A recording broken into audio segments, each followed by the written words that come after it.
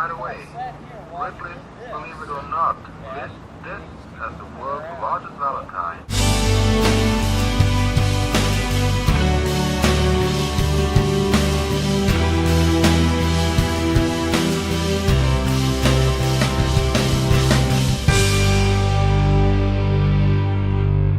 Interest in the universe prompted me to carve the planets Mars, Saturn, and Venus, plus our own moon. Mars, which I believe has life, weighs approximately 36,000 pounds, as does Saturn, identifiable by its ring. The crescent of the east, in quarter moon shape, weighs in at 46,000 pounds. I used to sit in that moon and wave at cars on US 1. A few years ago, a rock star named Billy Idol did the same thing. The crescent of Venus is last in line. Every castle has a throne room, and I believe every man is king of his castle. The large chair in front is my throne, which rocks. Off to the side are chairs for my queen and prince. Directly behind my throne, you will notice a very uncomfortable chair. This is not an error of my creation. It is the mother-in-law's chair. My mad rocker is to the left of my throne. After an argument, my sweet 16 and I would have to face each other while we rocked and compromised on our issues. You should never, ever carry a grudge into the night.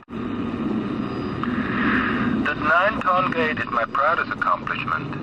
It is perfectly balanced and could move with the wind.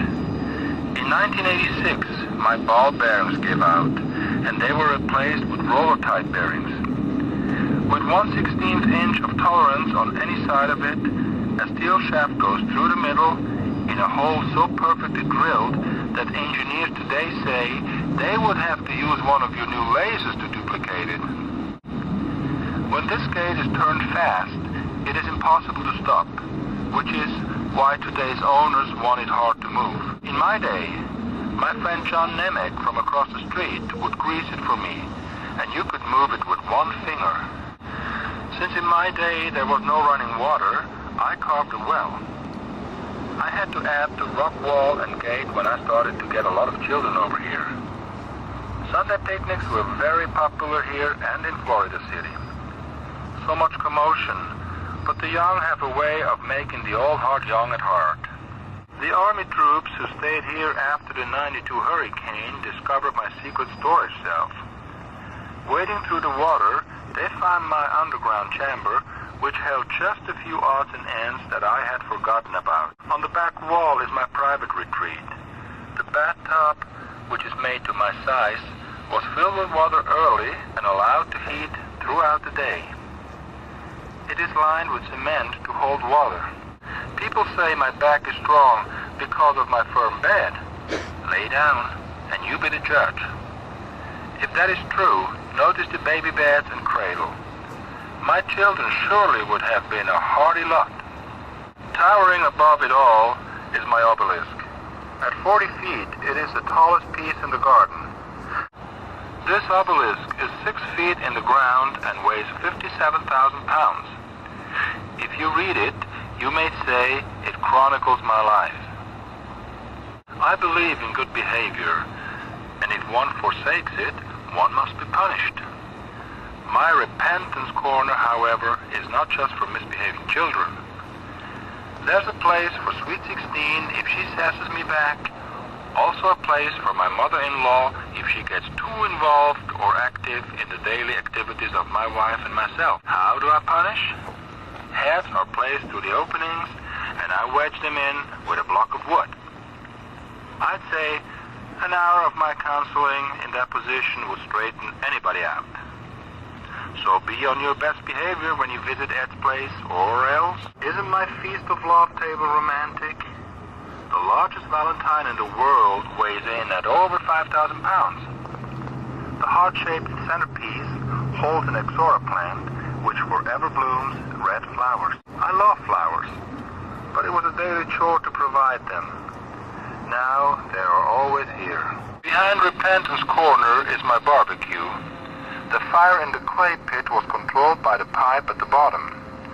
Just load the axle housing up with food and swing it over the fire.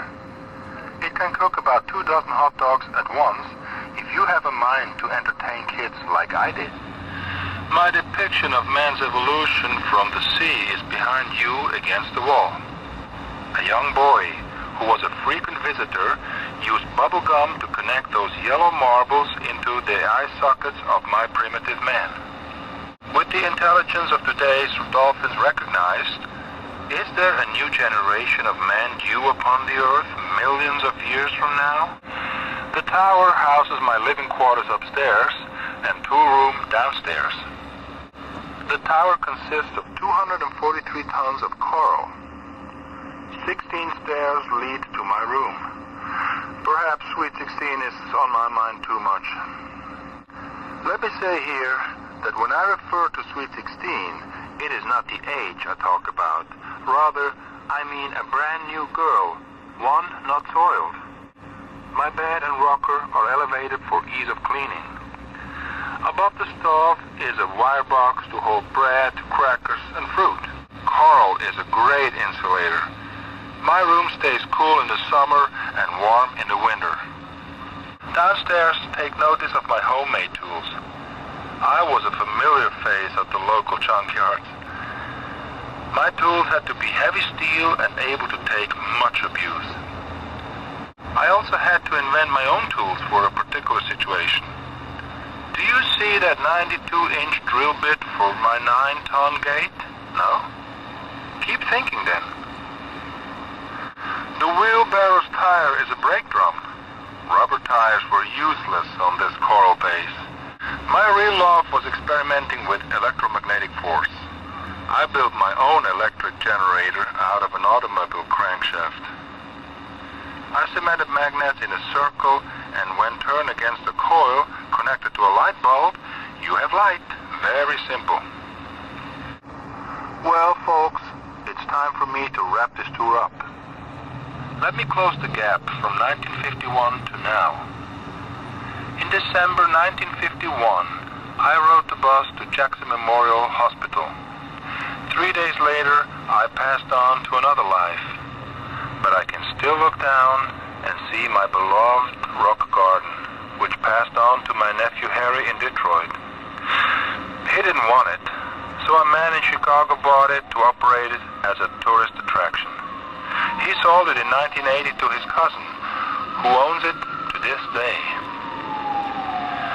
In 1984, the Coral Castle was placed on the National Register of Historic Places. As a tourist attraction, I like to think that Coral Castle is an attraction for the mind. It will cause you to think and dream. Did I really do this with physical strength alone? What are those strange boxes atop my tripods? With only a 4th grade education, was I really capable of understanding the universe? Is there really an ancient mathematical formula within the circle on the back of the 30-ton wall? And just, where does the shadow of the trilliton stone fall on the equinox and solstice? I can go on, but one thing is certain. I know, and you can learn, if you have determined desire. In 1940, if you had visited Rockgate Park, you would have seen a grid overhead, made out of heavy copper wire. I won't go into what I was doing, but one thing I was not doing was spying for the Axis powers. It seems my European descent, coupled with my secret life and radio equipment, raised the interest of our government, who decided to have a chat with me. They left as everyone else, impressed with my rock garden. It has been my extreme pleasure to have you here today. Please tell a friend of your remarkable discovery. So long. As you exit, notice the engraved group of numbers on the cement door jamb.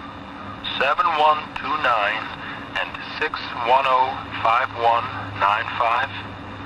They just might be the clues you are seeking. I have found what I saw. Thanks, Ed.